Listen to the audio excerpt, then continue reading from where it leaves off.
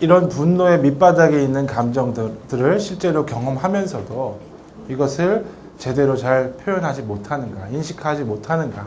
자, 이때 이제 문제가 되는 것. 특히 상대방이 나에게 애착하려는 욕구를 가지고 있고 상대방이 나에게 분노 반응을 보일 때 이때도 참 난감하잖아요.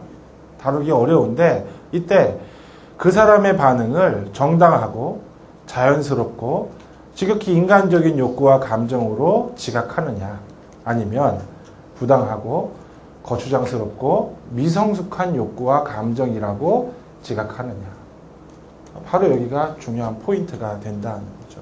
어떻게 지각하느냐에 따라서 분노에 대한 나의 대응 행동이 달라지고 나의 분노에 대한 상대방의 대응 행동이 달라지게 된다는 거죠. 그래서 적어도 이 심리학 공부를 하면서 특히 상담 심리학 공부를 하면서 이 영역에서 돕는 전문가로 살아가려고 한다면 개인적으로 성숙할 필요가 있을 텐데 자 정의해 보면 애착이론은 분노의 기저에 있는 1차적인 정서 즉 상처와 고통을 새롭게 인식할 수 있는 좋은 관점을 제시해 주고 있다는 것이죠.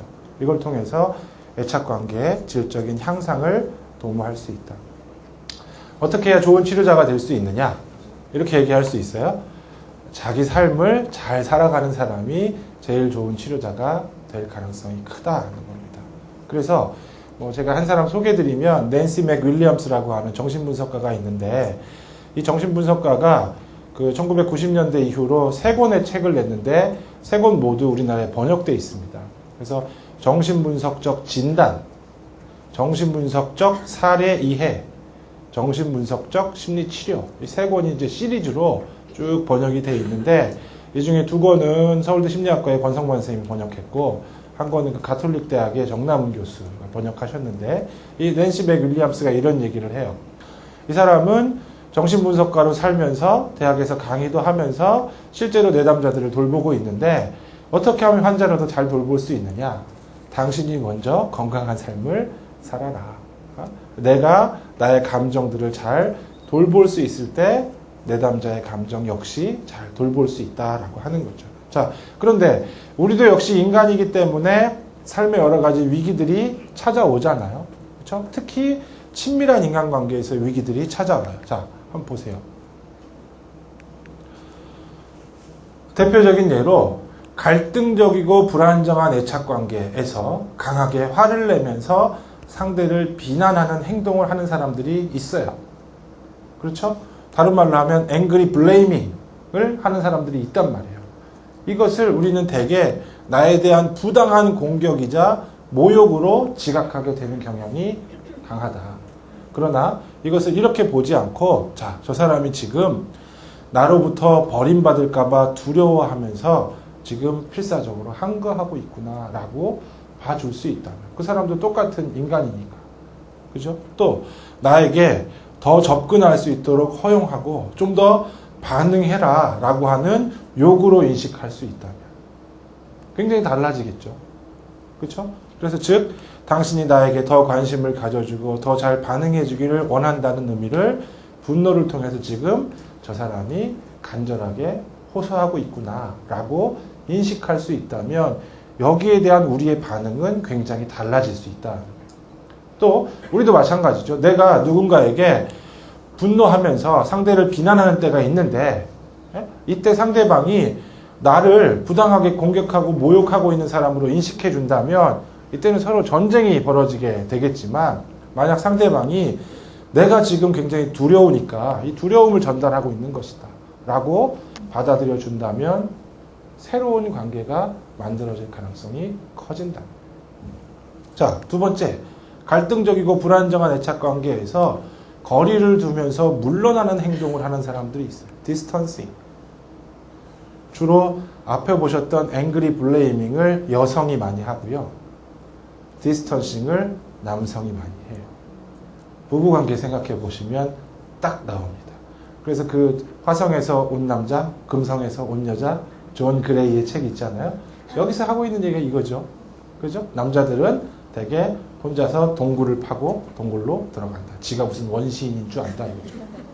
디스턴싱. 자, 이때 그런 남자를 보면서 아내는 이렇게 생각하기 쉽다는 거예요. 저 남편이, 저 인간이 나를 미워하니까, 나를 무시하니까 나에게 적대감을 드러내고 있는 것이다 라고 생각하기 쉬워요. 저희 집에서 늘 벌어지는 일이에요.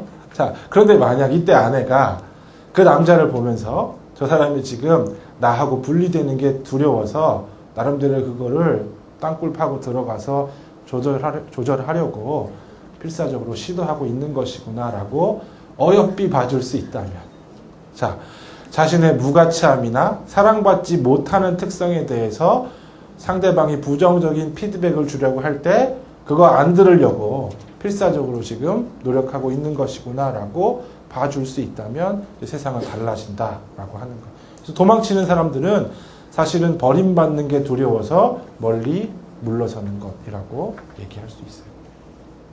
하나 더 있어요. 어떤 분들은 갈등적이고 불안정한 상황에서 상대방에게 지나치게 집착하는 모습을 보인다는 거예요. 이때 이 집착의 대상이 되는 사람은 저 인간이 나를 지금 조종하려고 하고 통제하려고 하는구나 라고 지각하기가 매우 쉽다는 거죠. 그런데 만약 이것을 이렇게 안 보고 저 사람이 지금 분리되는 게 두려워서 저렇게 나에게 매달리려고 하는구나. 자, 이걸 읽어주는 거잖아요. 그렇죠?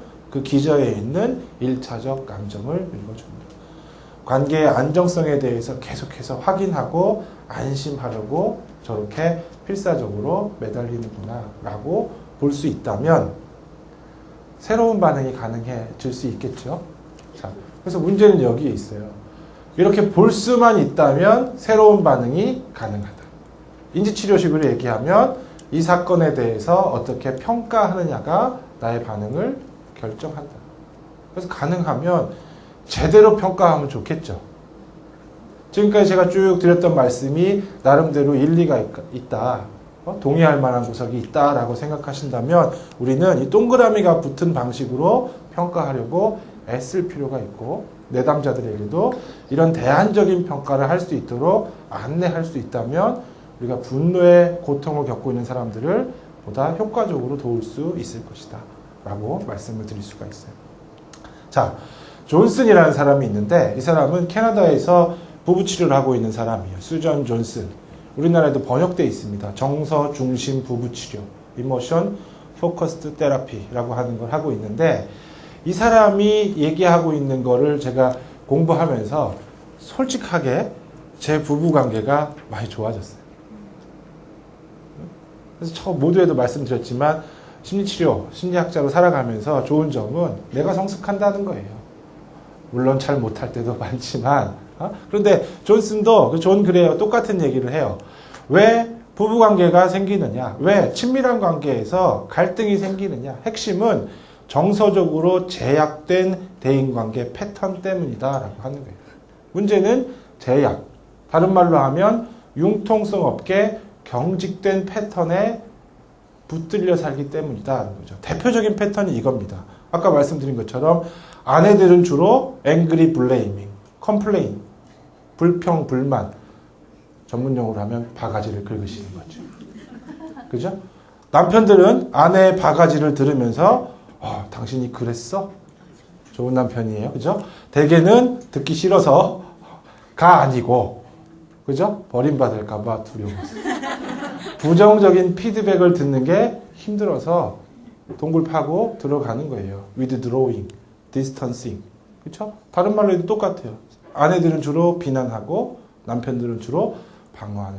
항상 그런 건 아니지만 존슨 그리고 그 부부치료자 중에 유명한 사람이 고트만이라는 사람이 있어요. 들어보셨어요? 이번 1월 달에 다음 주에 와서 한국에서 4일간 경주에서 워크숍 하는데 이 가트만은 워싱턴 대학에 있는데 대학 안에 유리집을 지었어요. 이름을 유리집이라고 붙였어요. 그래서 문제가 되는 커플들이 이제 신청을 하면 그 유리집에 와서 부부가 24시간을 보냅니다. 평소 자기 집에서 하던 거랑 똑같아요.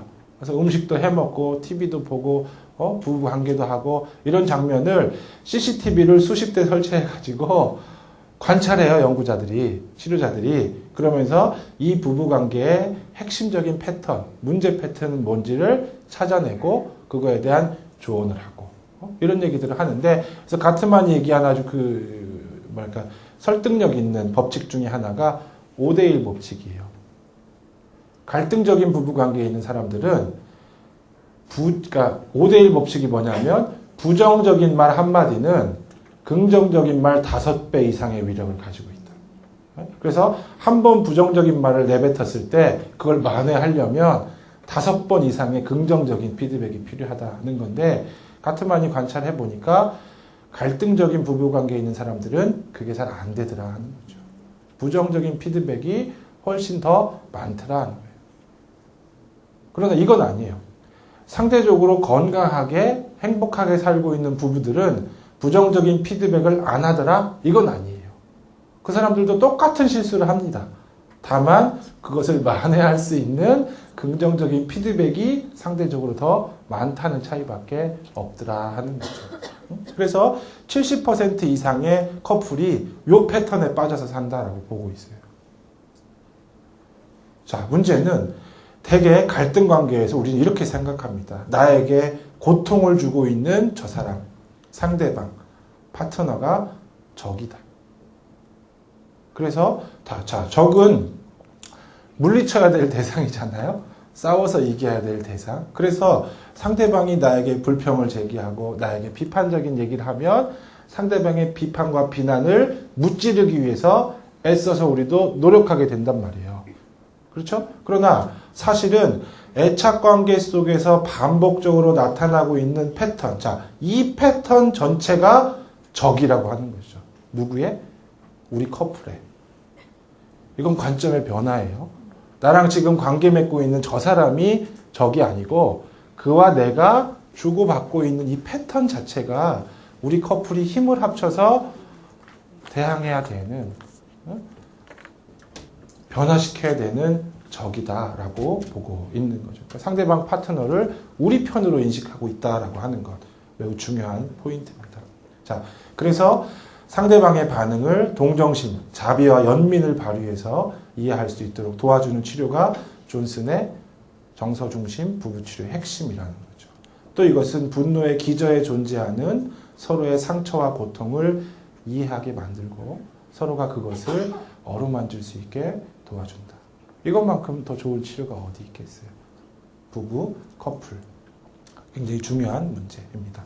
자, 21세기의 심리치료의 흐름 아까 잠깐 말씀드린 적이 있었는데 점점 변화해서 변화 플러스 수용으로 목표가 확장되고 있어요.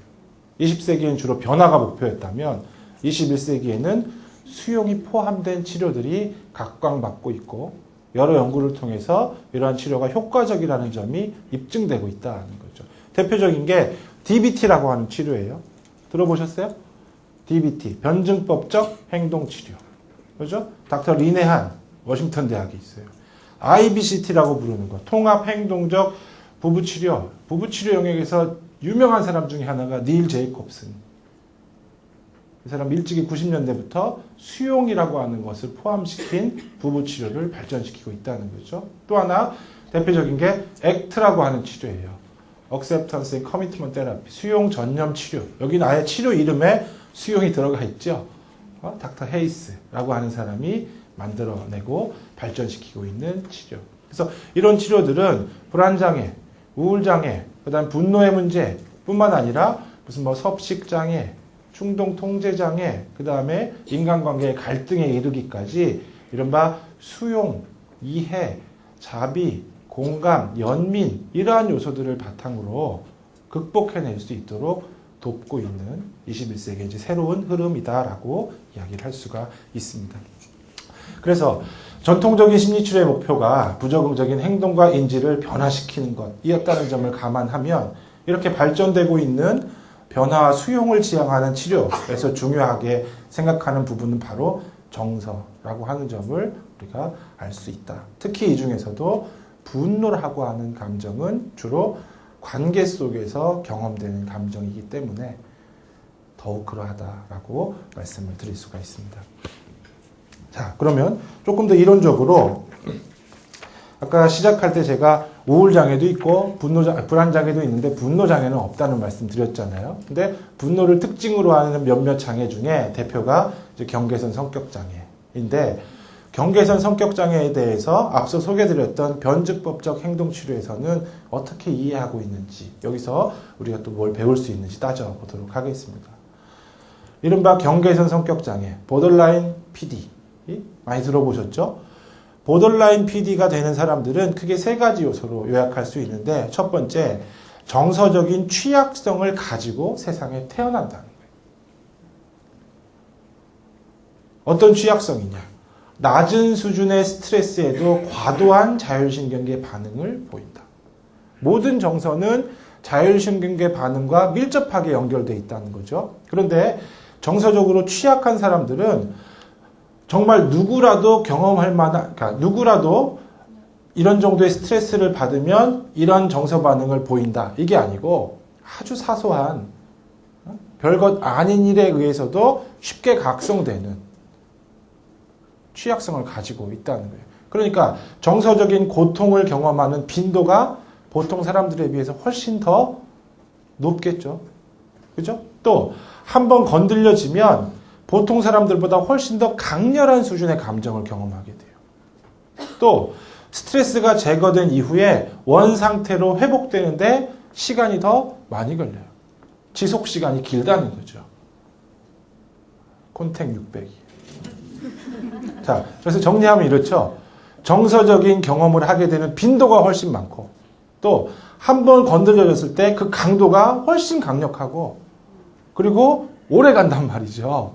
그러니까 취약하다고 얘기할 수밖에 없겠죠. 그러니까 정서적인 취약성을 갖고 있어요. 두 번째, 이것만으로 경계선 성격장애가 되는 게 아니고 두 번째 아주 중요한데 정서적으로 타당화해주지 않는 환경에서 성장한다.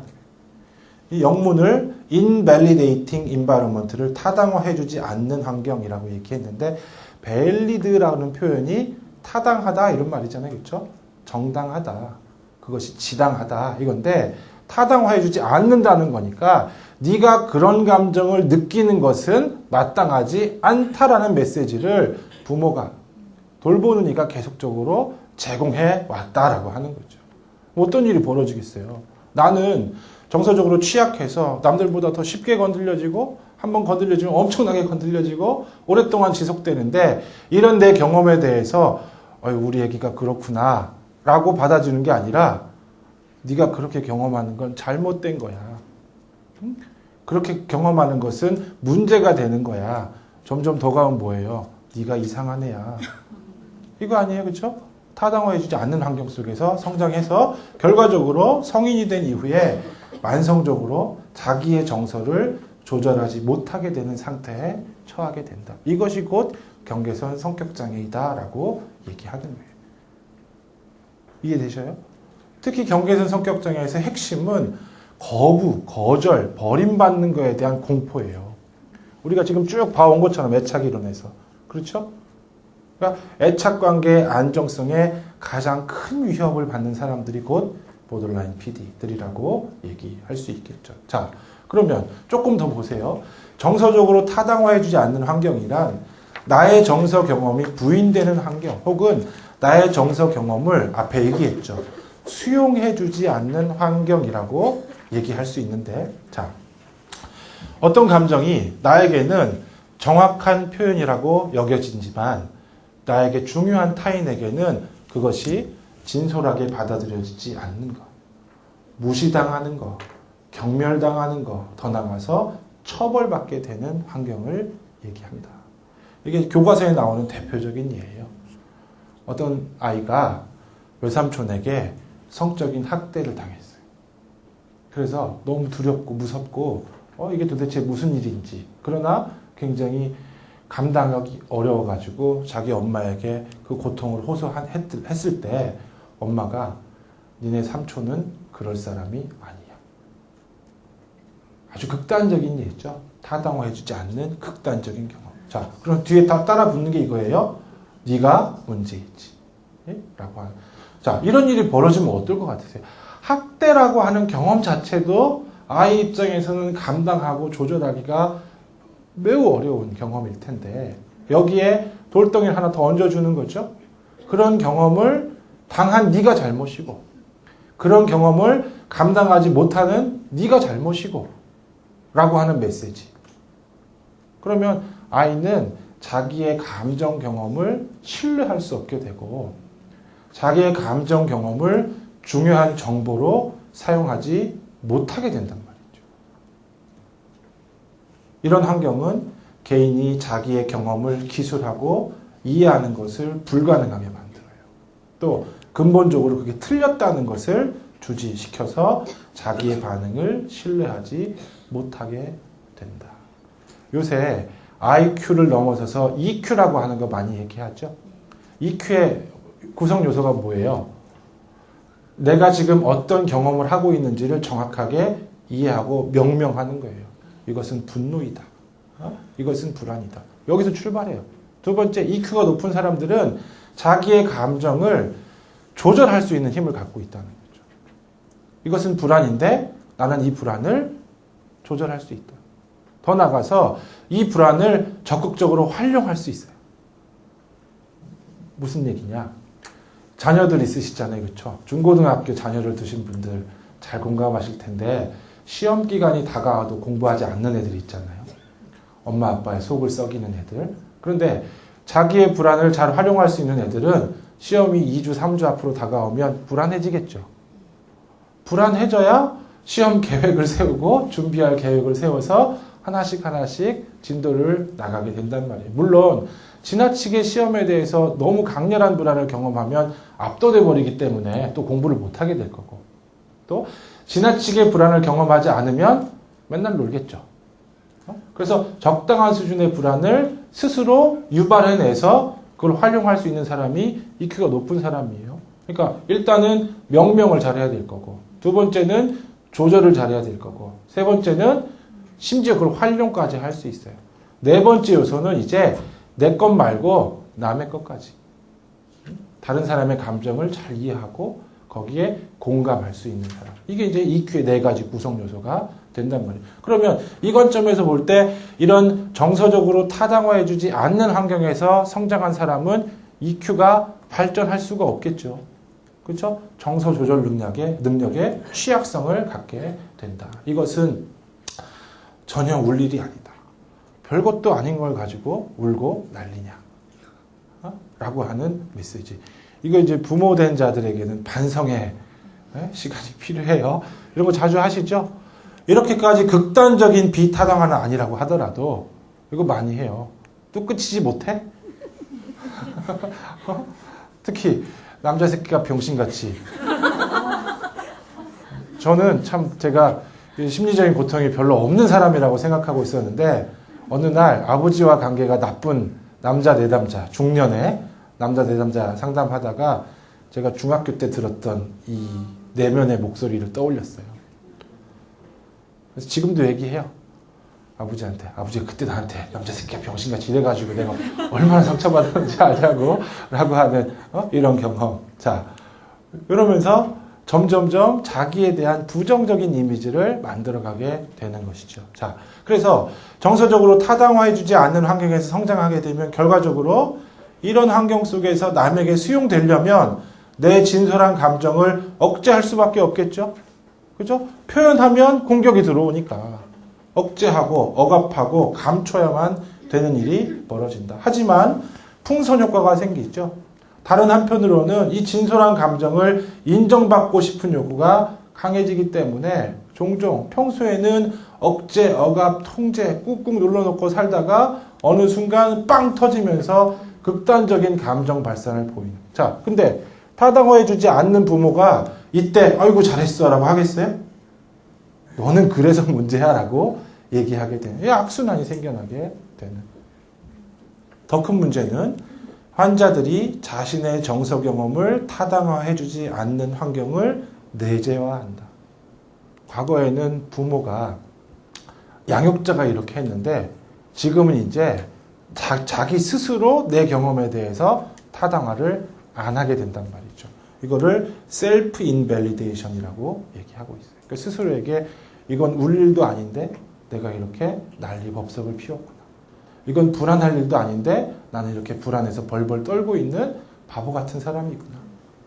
이건 화낼 일이 아닌데 이렇게 요란스럽게 분노하면서 공격하고 있구나 라고 하는 자기 경험에 대한 비타당화를 만들어내게 된다. 어떨까요? 결과가 심리적인 고통의 연속일 수밖에 없다라고 말할 수 있습니다. 그래서 정서적인 타당화가 필요하다는 거죠. 특히 심리치료자가 고통을 겪고 있는 내담자에게 해줄 수 있는 가장 강력한 무기는 정서적 타당화예요.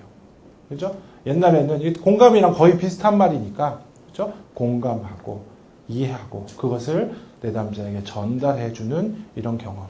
그래서 자기 감정 반응을 부정하고 억제하고 자기 자신에게 근본적으로 결함이 있다라고 지각을 하고 목표와 기대를 성취하는데 실패하고 어려움을 겪으면서 수치심, 자기 자신에 대한 혐오, 분노를 경험하게 되는 것이 내담자들의 모습이더라 하는 거예요. 그래서 우리는 환자가 보이는 행동과 감정을 변화시키는 것이 주된 목표가 아니고 1차적으로 그 행동과 감정을 일단은 수용하고 인정해주는 작업이 필요하다. 동의하실 겁니다. 그렇죠? 또 강렬한 분노를 유발하는 상처와 고통, 1차 감정이죠. 회피하지 말고 혹은 대항하지 말고 오히려 상처와 고통에 주의를 기울이도록 하는 작업.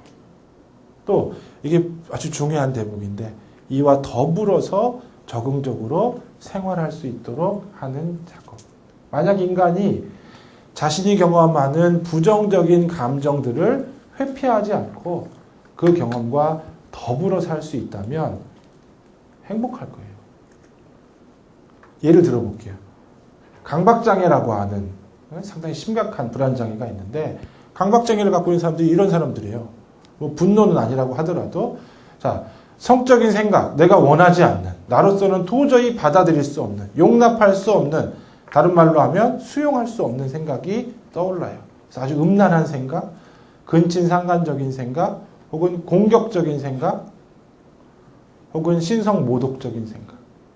어떤 엄마는 자기 딸하고 한 식탁에 앉아서 밥을 못 먹습니다. 특히 뾰족한 물건이 있으면. 왜? 자기가 너무 사랑하는 딸인데 갑자기 젓가락을 들어서 딸의 눈을 이렇게 확 찌를 것 같은 생각이 이렇게 들어와요, 머릿속에서. 응? 그런데 이런 강박적인 생각은 정상인들 중에 97%가 하는 생각이에요. 근데 보통 사람들은 이런 생각이 들어오더라도 그냥 쑥 스치고 지나가는 건데 강박장애가 되는 사람들은 이 생각을 별 이상한 생각도 다 있구나 라고 넘기지 못하고 이건 내가 나쁜 엄마라는 뜻이다 라고 받아들이기 시작하면서 오히려 집착하게 되는 거죠. 이 얘기죠. 상처와 고통, 마음속에서 벌어지는 이 불편한 경험들을 회피하려고 필사적으로 노력하게 될 수밖에 없는. 그러나 그 결과는 오히려 그 덫에 걸려서 허우적될 수밖에 없는 참담한 현실이 만들어지는 것. 자, 그래서 어떻게 하면 이와 더불어서 적응적으로 살아갈 수 있느냐라고 하는 게 주제가 된다는 거예요. 그래서 존슨이 얘기하는 이제 부부 치료를 중심으로 보면 정서는 애착관계의 핵심 특성과 의미를 잘 반영하고 있다. 애착 행동을 점화시킨다, 시작하게 만드는 기능을 가지고 있다. 따라서 대인관계의 갈등과 문제를 다루는 데 있어서 정서가 그 무엇보다도 중요하다라고 하는 거예요. 더 나아가서 자, 거칠고 강한 감정보다는 취약하고 부드러운 감정을 다룸으로써 현재의 제한적이고 갈등적인 패턴을 변화시킬 수 있다. 아까 존슨의 부부치료에서 핵심이 뭐였죠? 문제의 핵심은 제한적인 패턴에 빠져 산다는 거죠. 그죠? 그래서 어떻게 하면 이걸 변화시킬 수 있느냐? 답은 거칠고 강한 감정보다는 취약하고 부드러운 감정. 지금까지 개념화식으로 하면 2차적 정서보다는 1차적 정서를, 그죠? 증오보다는 상처를 다룸으로써 이것이 가능해진다. 자, 분노라고 하는 거칠고 강한 감정보다는 그 밑에 있는 취약하고 부드러운 감정인 상처받은 느낌에 주목함으로써 그리고 그것을 표현함으로써 상대로부터 더 쉽게 공감을, 더 쉽게 이해를 이끌어낼 수 있고 분노의 핵심 목표인 관계의 재조정이라고 하는 것이 가능해지더라라고 얘기하는 거예요. 자, 이런 말씀 드리면 그러니까 결론은 이거 아니에요. 꾹 참고 견뎌라. 절대 그렇지 않죠. 이거 분명히 달라요. 그렇죠? 어려운 건 사실입니다. 쉬우면 뭐하러 공부하고 이거 노력하겠어요. 어려운 건 사실이에요. 그래서 맨 처음 슬라이드. 어렵다, 감정은. 그렇죠? 그러나 그것 본질적으로 파괴적인 것은 아니다. 라고 하는 것 기억하시면 되겠어요. 자, 그래서 이제 숙제예요. 인생의 화두예요, 화두. 부드러운 정서 표현하기. 멋지죠? 이모셔널 소프트닝. 섬유 유연제를 넣어서 부드럽게 하시는 거예요. 자, 그래서 강한 감정, 좌절, 분노, 비난, 혐오 이런 것들이 강한 감정이지요. 그죠? 그런데 강한 감정을 경험할 때는 아까 우리가 통제감을 느낀다 그랬어요. 그렇죠? 힘. 그러나 이것은 마술적인 통제감이에요. 사실은 강한 감정으로 절대 통제할 수 없는데. 그죠? 부드러운 감정, 상처, 두려움, 슬픔, 실망. 대개 부드러운 감정이 1차 감정이고 강한 감정이 대개 2차 감정이에요. 그래서 우리가 어떤 강한 감정을 느끼고 있을 때 이때가 이제 위기의 순간이잖아요. 그렇죠? 문제는 감정이라고 하는 것이 현저성을 가지고 있다. 그 다음에 통제 우선성을 가지고 있다. 그래서 결국 행동 선택의 폭을 좁히는 역할을 한다라고 하는 것. 이 제가 좀 더 설명을 드려볼게요. 선생님들 뷔페에 가시면 먹을 게 이렇게 쫙 있잖아요, 그렇죠? 안 가보셨어요? 가보세요.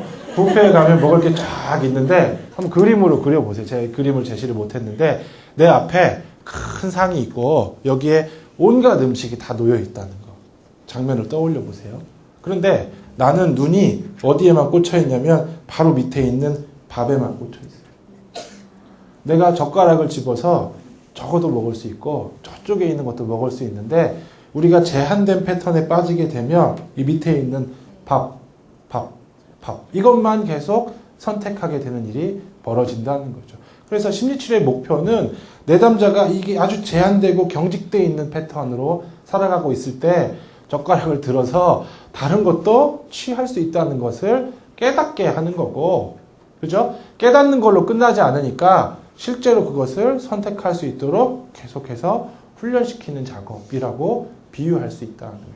제한된 패턴을 어떻게 깨트리느냐, 부드럽게 표현하는 것이 첫 번째 과제라고 얘기할 수 있습니다. 따라서 우리는 강한 감정의 이면에 있는 부드러운 감정을 이해하기가 매우 힘들다.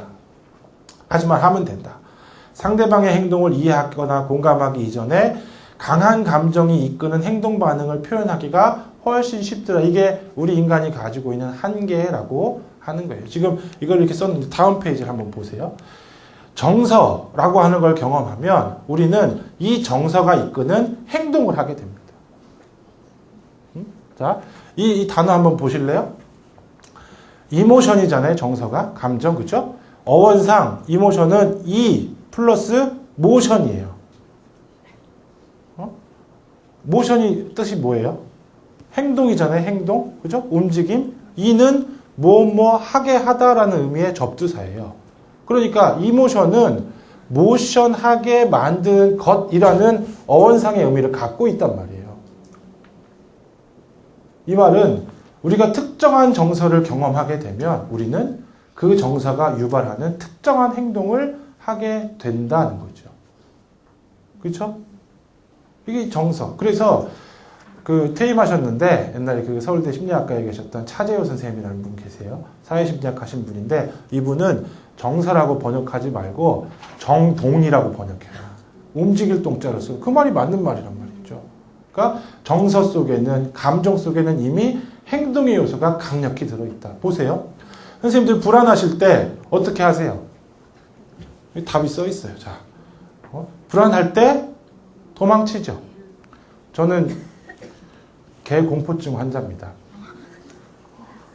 정말로 제가 이 말씀 드리면 개가 너를 무서워하겠다. 이런 분들이 있으신데 저는 학습된 공포를 갖고 있어요. 개한테 너무 많이 물렸고 심지어 그 5살 때는 저희 동네 이렇게 시골에 이만한 제일 큰 개가 있었는데 얘한테 오른쪽 다리 이렇게 붙들려가지고 질질 끌려다니는 이 트라우마가 있어요. 그러니까 제가 개 공포를 느껴도 괜찮겠죠. 자, 그런데 그래서 저는 불안을 유발하는 개 딱 만나면 얼어붙어요. 그리고 가능하면 개로부터 멀리 떨어지고 도망가려고 회피하려고 노력하겠죠. 이해되세요? 그죠? 자, 분노를 경험하실 때 선생님들 어떻게 하세요? 떨으세요? 분노, 행동적인 속성으로 가면 여기 써 있는 것처럼 공격한단 말이에요. 언어적으로 공격하고, 그죠? 더 나가서 신체적으로 공격하는. 자, 물론 제가 어떤 워크숍에서 이런 말씀 이렇게 드리고 있었어요. 이제 중년에 상담 공부를 하고 계시고 실제 내담자를 보시는 어떤 여자 선생님이 이러시더라고요. 저는 분노할 때 상대방을 자비와 이해로, 연민과 용서로 너그럽게 대하려고 좋은 얘기잖아요, 그렇죠? 이거는 심리 치료를 통해서 달성되는 성숙한 반응이에요. 그러니까 여기에 한 칸을 더 긋고 요거를 이렇게 바꿔야 됩니다라고 할 때 여기에 용서, 자비, 연민 이런 걸 쓸 수 있어요. 그죠? 치료자의 목표가 그거란 말이죠. 그런데 우리는 인간은 내담자뿐만 아니라 이 감정이 강력해지면 이걸 하게 되더라는 거죠. 그죠? 이 감정이 강력해지면 어택하게 되더라 하는 거예요. 그래서 결국 심리치료의 궁극적인 목표는 뭐냐면 특정한 감정이 유발하는 특정한 행동을 하지 아니하고, 멋지게 얘기할까요? 이 감정이 유발하는 자동적 행동을 선택하지 아니하고 내가 소중히 여기는 가치에 입각해서 의도적인 행동을 선택하게 하는 것이 심리치료의 목표예요. 그러니까 그분은 그 경지에 도달하신 거죠. 내가 분노할 때 공격하고 싶은 게 본질적인 마음인데 그 경지를 뛰어넘어서 자비와 연민으로 용서와 이해로 반응하려는 필사적인 노력을 하고 계시는 거예요. 저 같은 개 공포증 환자는 개를 만났을 때 도망치고 싶지만 이러면 공포증은 계속 유지될 테니까 개하고 직면, 그래서 뭐 체계적 둔감화 이런 거 해가지고 그렇잖아요? 그게 치료의 목표가 직면적인 행동, 접근하는 행동을 하도록 이끄는 것일 테니까. 자, 수치심, 이것도 굉장히 다루기 힘든 감정이죠. 특히 수치심은, 자, 불안은 인간이기 때문에 자연스럽게 경험하는 아주 1차적인 감정이라면 수치심은 항상 2차 감정이에요. 아까 제가 예를 든 것처럼. 그리고 인지적인 평가가 무엇보다도 강력하게 개입되어 있는 감정이죠. 이 수치심을 경험할 때 선생님들은 어떻게 하세요? 수치심, 부끄러움, 전문 용어로 쪽팔림. 응? 쪽팔릴 때 어떻게 하세요? 쪽을 감추죠. 그죠? TV에 이렇게 나오는 사람들, 반사회적 행동을 한 사람들 이렇게 가리잖아요. 그죠? 마스크, 모자, 하이딩, 숨기는 거, 감추는 거, 자기의 부끄러운 부분, 치부를 드러내지 않으려고 필사적으로 노력하는 게 자연스러운 반응이라는 거예요. 그런데 문제는 이렇게 세트가 구성이 되면 특정한 감정과 특정한 행동의 세트가 구성되면 이때가 바로 정서 장애가 되는 거죠. 아까 처음 슬라이드 보셨죠? 이 감정뿐만 아니라 이 감정이 유발하는 이 행동을 해야만 심리장애의 증상이 완성된다고 말씀을 드렸어요. 그렇죠? 불안하지만 회피 안 하면 사회공포증 아니란 말이죠. 분노하지만 공격 안 하고 다른 거 선택하면 성숙한 사람이라고 부르잖아요. 그렇죠? 부끄럽지만 나의 부끄러운 부분을 드러낼 수 있다. 대개 수치심의 치료는 그래요.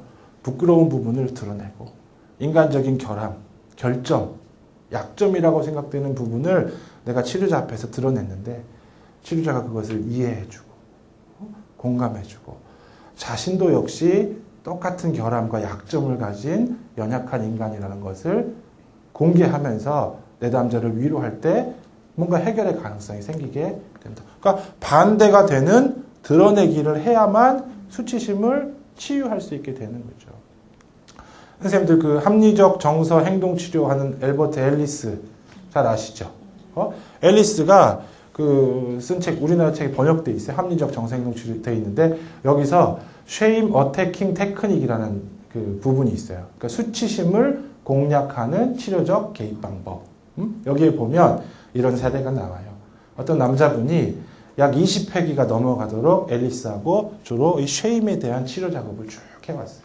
그러면서 이제 사전 작업들을 쭉 해서 판을 깔았고 드디어 행동적인 과제를 통해서 수치심을 극복하는 세션에 얘가 나오는데 앨리스가 환자한테 이렇게 얘기합니다. 지금 당장 밖에 나가서 길 가는 사람 아무나 붙잡고 $10짜리 하나 빌려오세요. 그러면 놀랍게도 환자가 나가요. 나가서 지나가는 사람들 중에 제일 괜찮아 보이는 사람 골라서 용기를 내서 잠깐 얘기할 수 있느냐. 그럼 그 사람이 뭐냐? 뭘 내가 도와줄까? 그러니까 당신이 닥터 앨리스 아느냐? 몰라요. 너 어떻게 닥터 앨리스를 모르냐? 전 세계적으로 유명한 심리치료자인데 내가 사실은 이 선생한테 지금 이러이런 문제로 심리치료를 받고 있는데 선생님이 나가서 $10,000 한 장 빌려갖고 오라 그런다. 당신이 나를 위해서 5분만 시간을 내주면 내가 $10,000 갖고 가서 선생님한테 빌려왔어요. 보여주고 다시 와서 줄게. 네가 나에게 그거를 허용해 줄 수 있겠니? 이 과정이 치료적이잖아요. 그렇죠?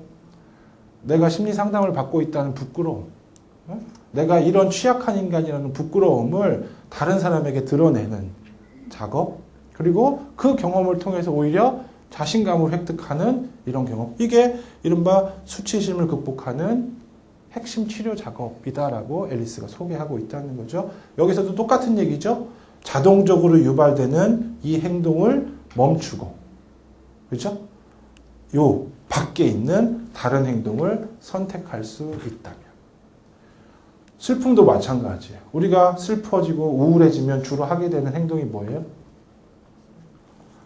여기 답이 나와 있잖아요. 그렇죠? 되게 슬플 때 이런 거 하신다고 그러시더라고요. 잡니다. 그죠? 멍하니 TV 봅니다. 혹은 신당동 떡볶이, 매운 거, 이런 거 드셔서 스트레스를 풀려고 합니다. 근데 이런 행동들도 물론 하지요. 하지만 슬플 때, 우울할 때 주로 하는 거는 영어로 하면 inaction이에요. 아무런 행동도 안 하는 행동을 하는 거죠. 특히 목적지향적인 성취감을 느낄 수 있는 혹은 즐거움을 느낄 수 있는 행동을 안 하는 거예요. 그래서 우울증이 되는 거잖아요. 그렇죠? 이 세트가 합쳐져야 우울증이에요.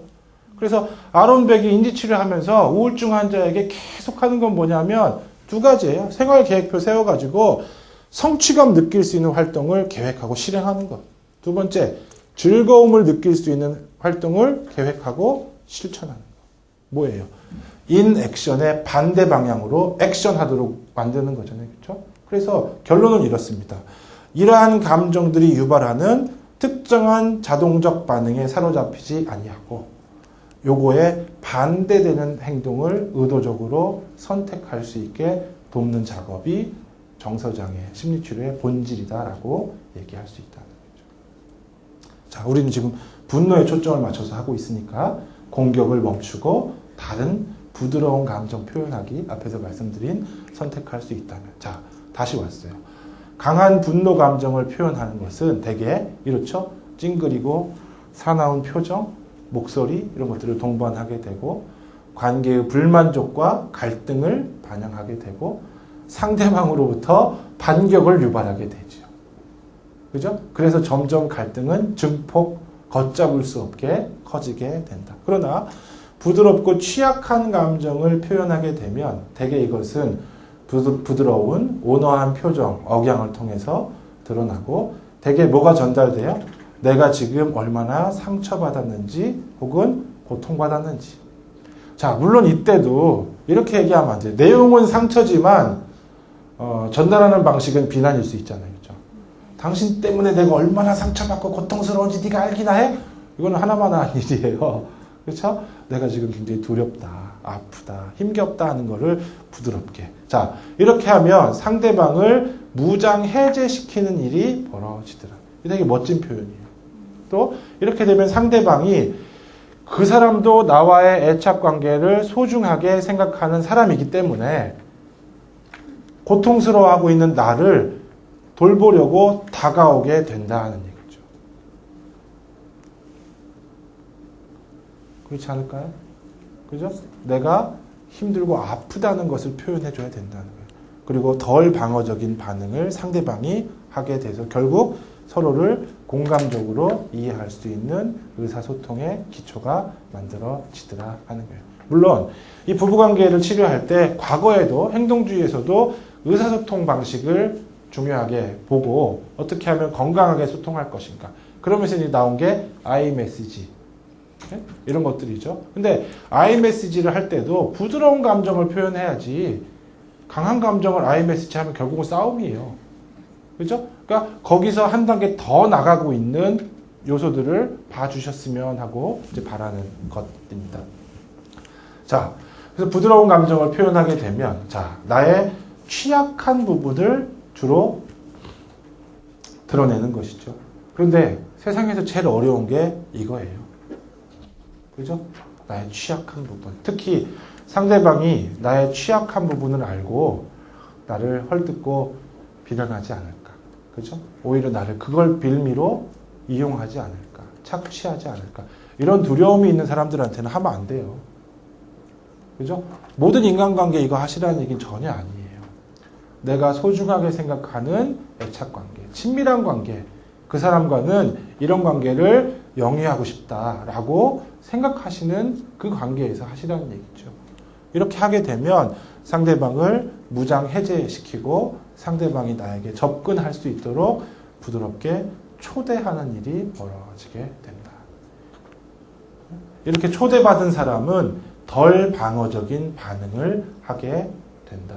그리고 서로가 공감적으로 이해하게 되더라라고 하는 이른바 부드러운 감정의 연쇄 반응이라고 이야기를 할 수가 있습니다. 그러면 치료자의 입장에서는 어떻게 도와줄 것인가 잠깐 생각해 보도록 하죠. 내담자가 이런 부드러운 정서를 표현할 수 있게 돕기 위해서 우선 치료자는 그 사람의 2차적인 정서에 먼저 주목할 수밖에 없다. 그래서 2차적 정서에 대해서 공감적으로 반영하고 타당화해 준다. 즉 분노를 호소하고 있는 사람에게 분노는 제쳐놓고 그 밑에 있는 상처와 두려움을 먼저 보게 하는 게 굉장히 어려울 뿐만 아니라 그런 개입을 하게 되면 분노는 타당화되지 못하잖아요. 그렇죠?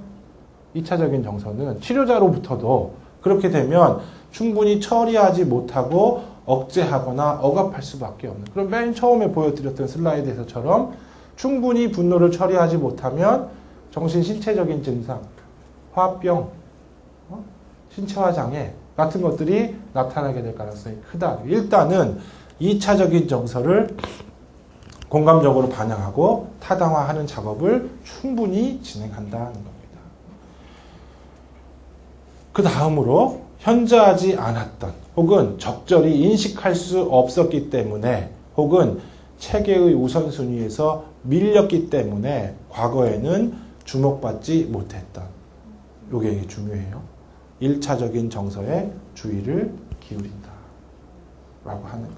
그래야 한꺼풀 한꺼풀 내담자의 내면 세계로 입장하고 내담자 입장에서는 상담자로부터 타당화 받는다, 공감받는다 라고 하는, 이해받는다라고 하는 경험이 만들어지는 거죠. 즉 먼저 분노에 먼저 주목하고 2차 정서에, 그 다음에 그 기저에 있는 고통과 상처에 반응한다 라고 하는 것 생각해 주시면 좋겠어요. 자, 그래서 분노의 밑바닥에는 취약하고 상처받은 느낌이 있다. 또 적개심의 이면에는 상대에 대한 실망이 자리 잡고 있다. 또 상대에 대해서 우리가 비난하고 집착할 때는 되게 불안정한 애착, 분리당할 것에 대한 두려움의 문제가 존재하더라. 그런데 인간은 프로이드가 얘기한 정신병리의 본질 이거죠.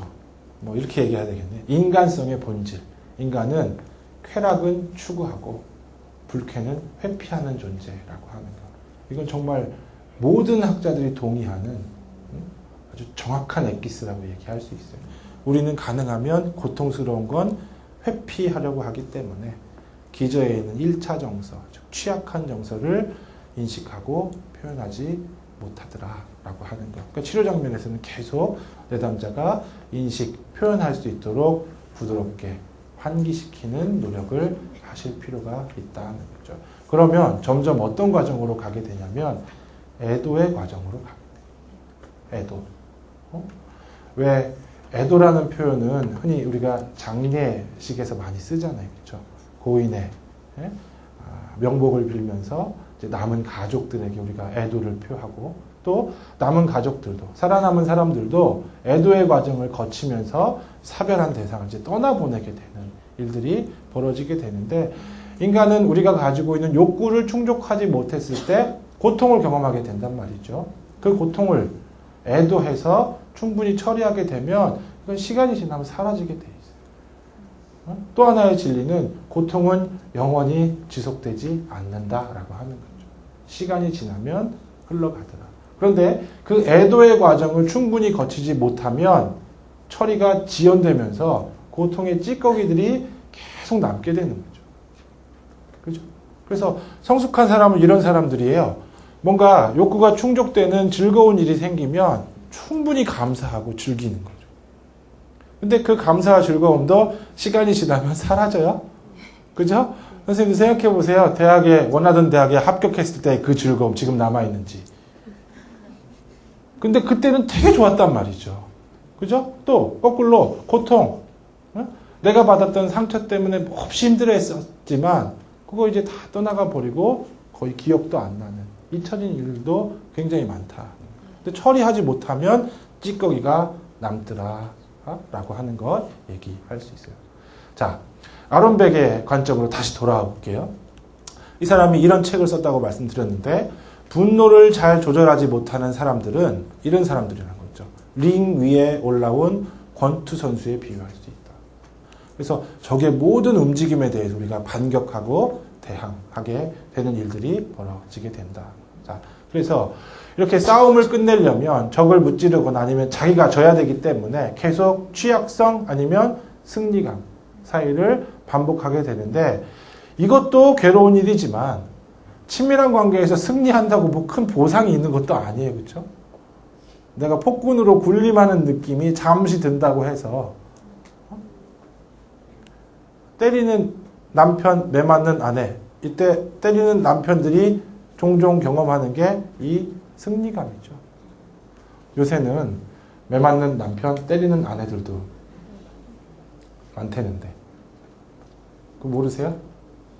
이거 방송에 녹음되니까 제가 안 하려고 그래요. 자, 그래서 자존감을 유지하기 위해서는 혹은 상처받은 자존감을 회복하기 위해서는 가능한 한 상대방을 공격하는 길밖에 없다고 생각하게 되고 결국 나는 하나도 잘못한 게 없는 희생자가 되고 상대방, 내가 사랑하는 사람이 적으로 돌변하게 되는 일이 벌어지게 되더라.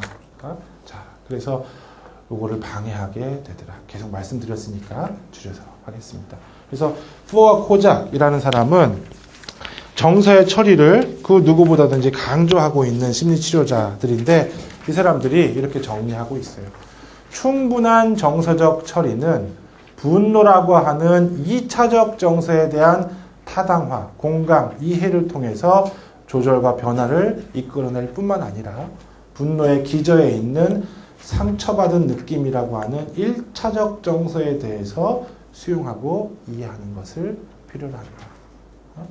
요약이죠. 그죠? 자, 같은 맥락에서 그린버그, 라이스, 엘리엇. 심리치료에서 정서를 어떻게 다룰 것인가 라고 번역되어 있어요.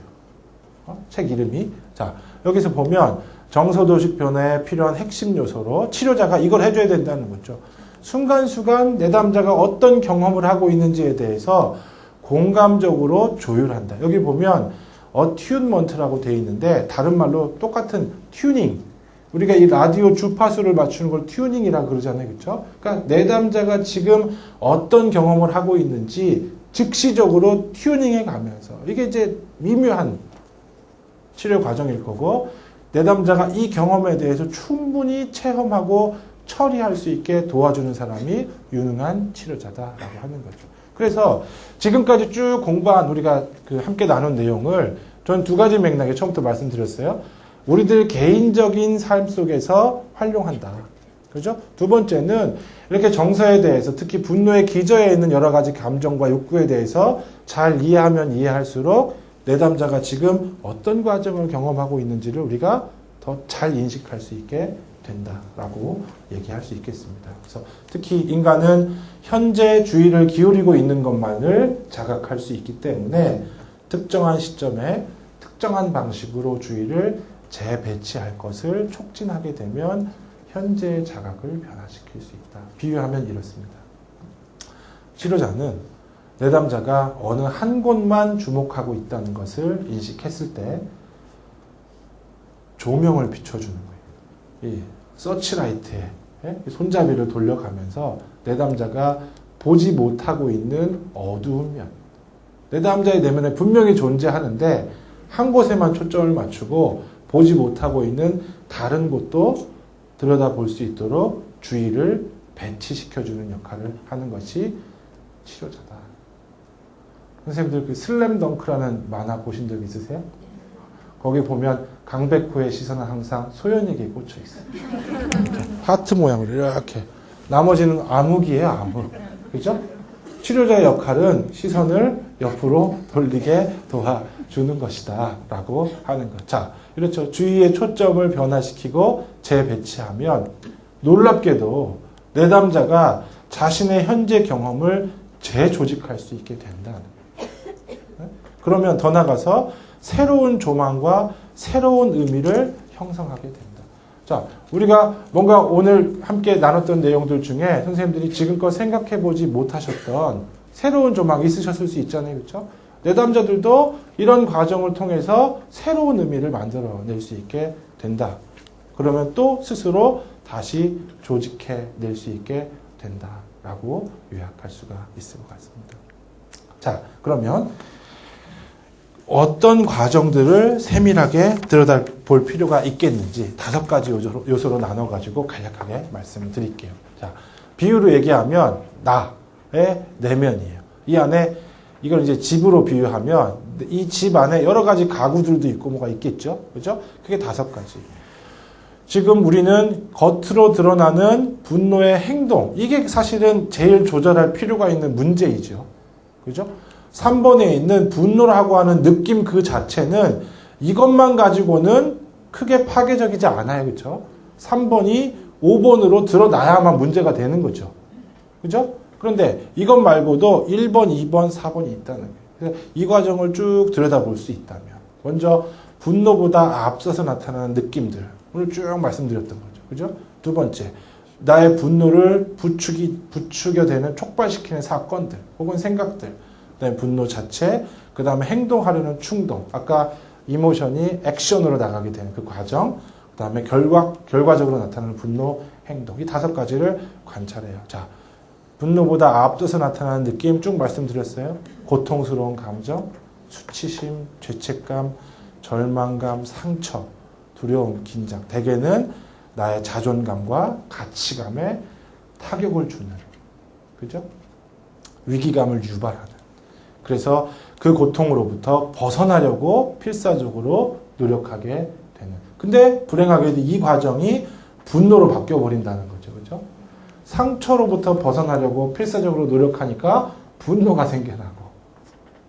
이거였어요. 그래서 분노를 통해서 우리는 이런 다양한 고통스러운 감정들을 잠재우고 싶어하고 벗어나고 싶어하고 특히 바꿔치기 하려고 시도한다.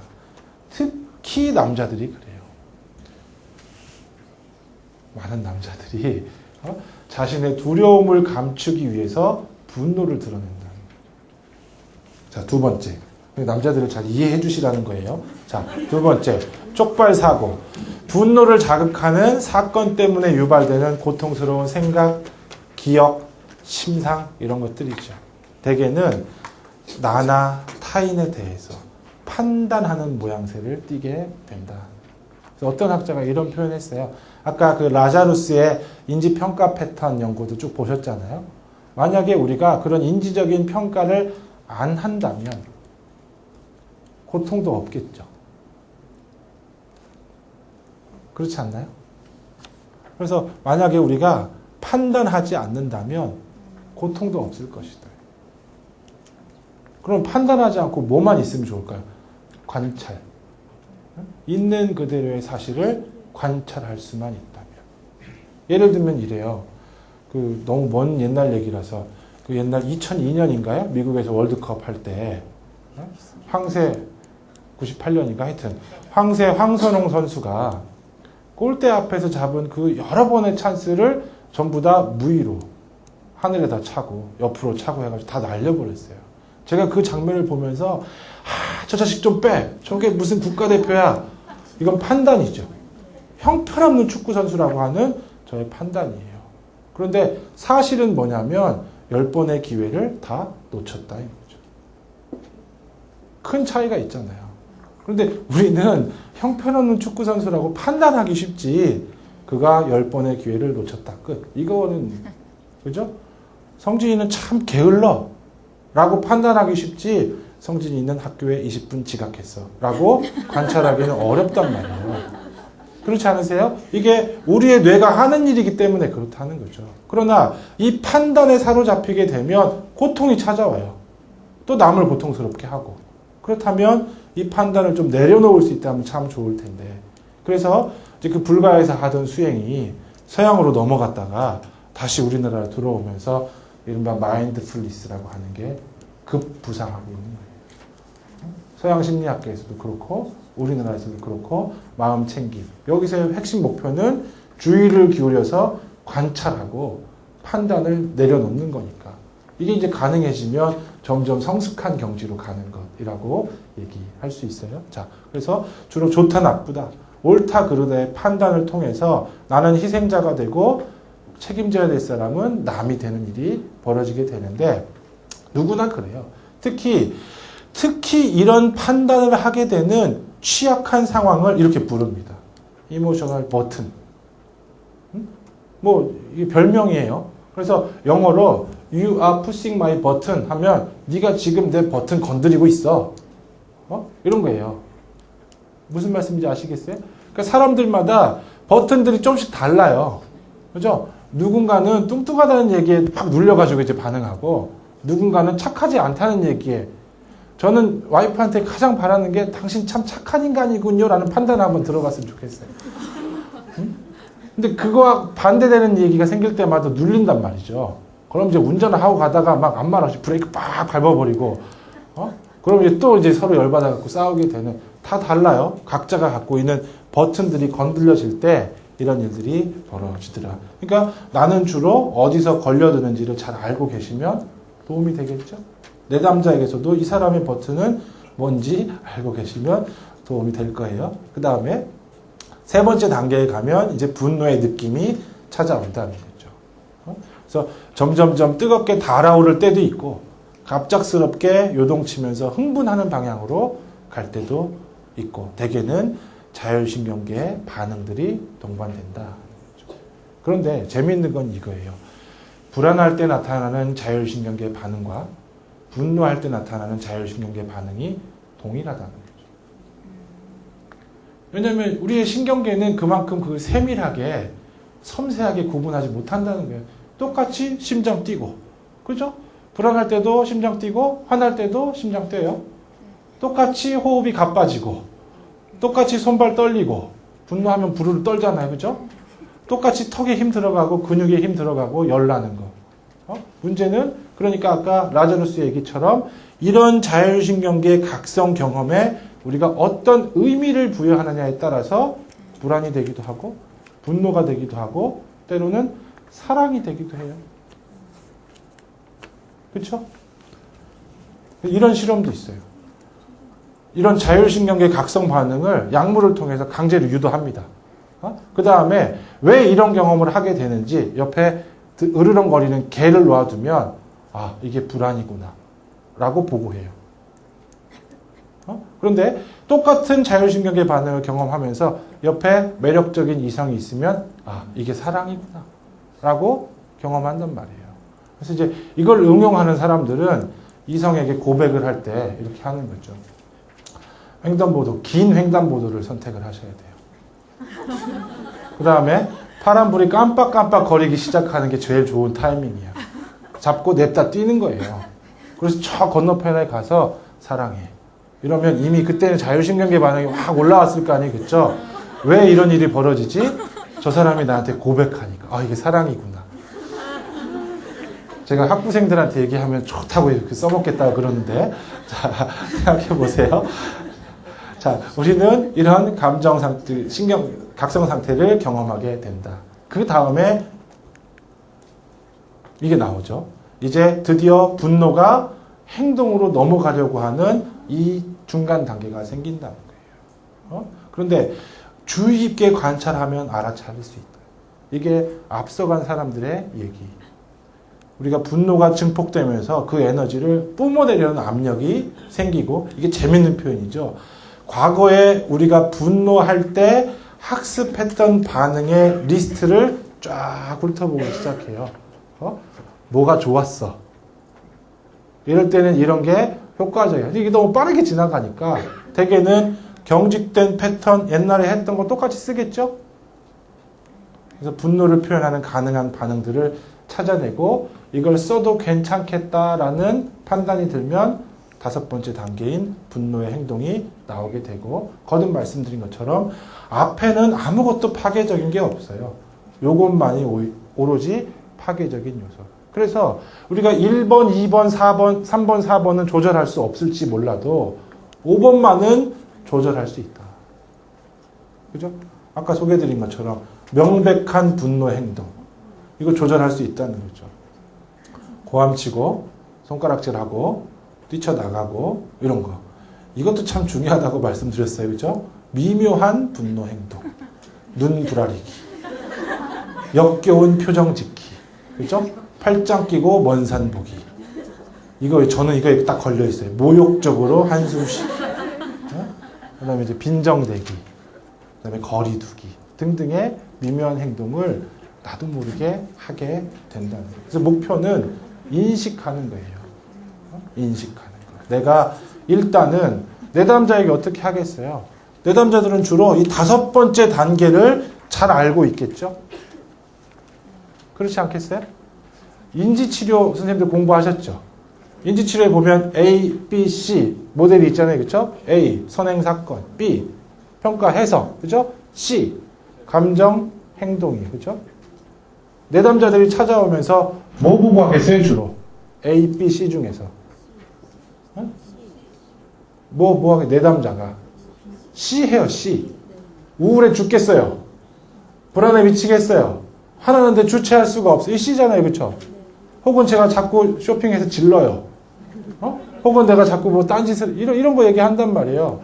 95%는 C만 얘기해요. 한 5%가 A하고 C를 연결시켜서 해요. 이런 일이 있었는데 그 뒤로 내가 이렇다. 이런 사람은 없어요.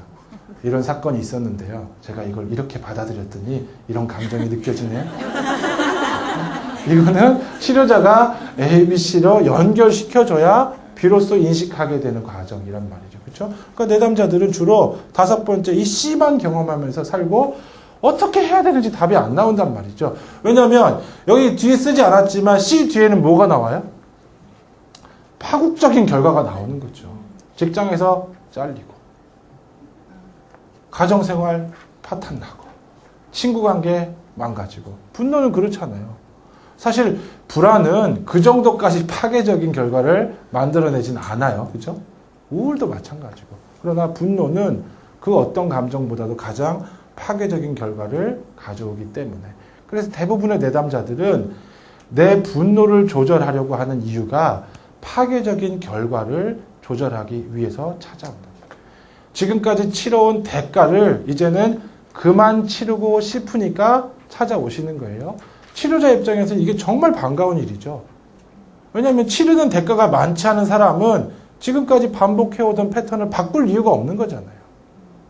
그죠? 그래서 어떤 내담자보다 분노 때문에 대가를 톡톡하게 치른 사람들은 심리치료에 더 많이 개입하려고 노력한다는 거죠. 그러니까 치료자가 도울 수 있는 여지가 훨씬 더 많아진다.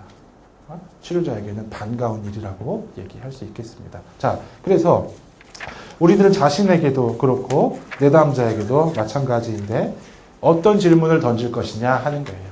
낡은 질문과 새로운 질문 중에서 뭘 선택하실 것이냐.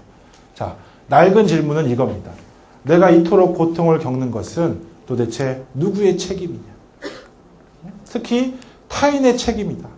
이러면 이런 게 나오는 거죠. 이게 분노 시나리오의 전형이니까. 저 사람 때문에 내가. 그죠? 새로운 질문은 이거예요. 누가 반응을 선택할 수 있느냐. 누구죠? 나예요. 상대방이 아니고. 누가 내 삶을 변화시킬 힘을 가지고 있는가. 나예요. 그죠? 그래서 그런데 내담자들은 대개 이걸 얘기하면서 다른 사람들이 변해야 내가 변한다고 주장해. 여기에는 상당히 공감이 가는 부분들이 있어요. 그죠? 되게 부부치료 이렇게 하다 보면 아내분들이 많이 오세요. 그래서 아내가 이제 남편과의 관계에 생긴 일들 쭉 얘기하는데 한참 얘기하면 근데 선생님 저만 변하면 뭐예요?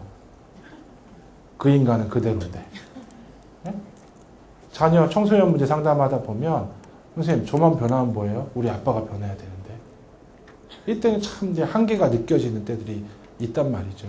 근데 이때도 내담자에게 어떤 반응을 내가 선택함으로써 어렵겠지만 그 상대방과의 관계를 변화시킬 수 있는, 아까 나왔어요. 이 부드러운 표현의 연쇄 반응.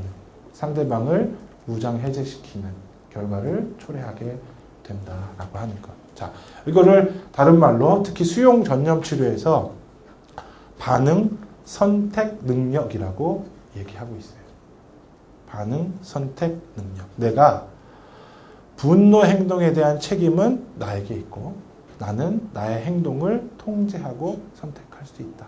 아까 보셨던 것처럼 나는 분노할 때 공격 행동을 자동적으로 선택할 수도 있겠지만 이건 사실은 선택이 아니죠. 자동적으로 그냥 밀려간 거고 의도적으로 상대방의 내면을 들여다보겠다. 한번 상대방의 얘기에 귀를 기울여 보겠다. 뭐 용서까지 아니라고 하더라도 일단 귀를 기울여야 용서가 될 테니까. 그죠?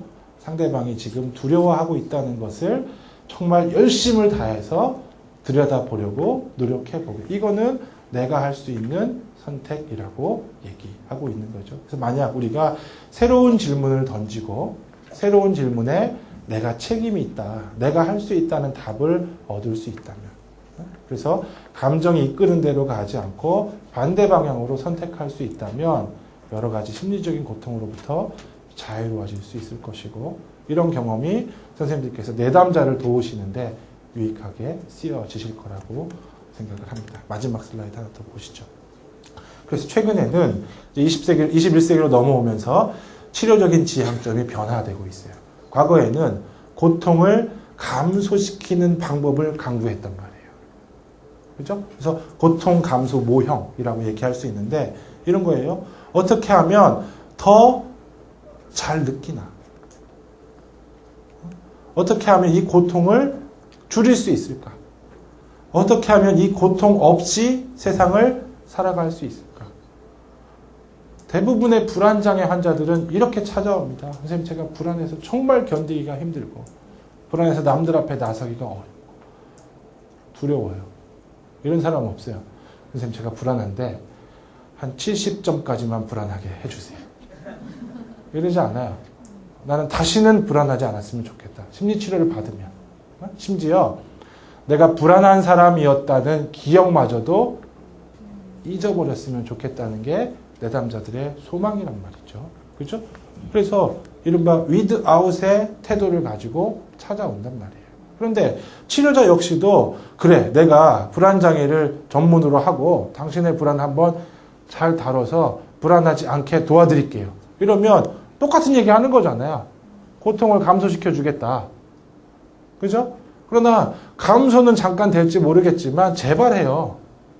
살아가면서 또 다른 위기가 생기면 또 불안해지고 또 우울해지고 또 분노하게 되고 하는 게 우리들의 모습이잖아요. 그렇죠?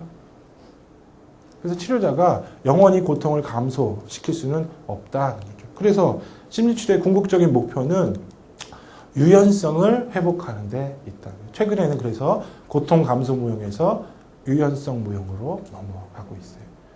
제한된 선택이 아니라 더 자유로운 선택, 더 유연한 선택을 할 수 있도록. 그래서 좋게 느끼는 게 목표가 아니고 잘 사는 게 궁극적인 목표라는 거죠.